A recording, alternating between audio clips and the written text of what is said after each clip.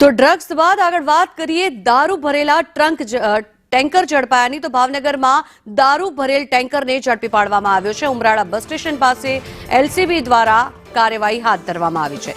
649 પેટી દારૂ સાથે હરિયાણાનું ટેન્કર પણ ઝડપી પાડવામાં આવ્યું છે, ત્યારે પોલીસે એક ઈસમને પણ ઝડપી પાડ્યો છે અને વધુ તપાસ હાથ ધરવામાં આવી રહી છે।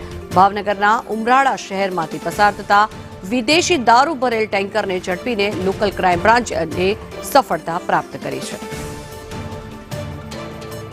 તો હરિયાણાની આ ટેન્કર હતી કે જેમાં વિદેશી દારૂ ભરવામાં આવ્યો હતો, તે ટેન્કરને ઝડપી પાડવામાં આવ્યો છે।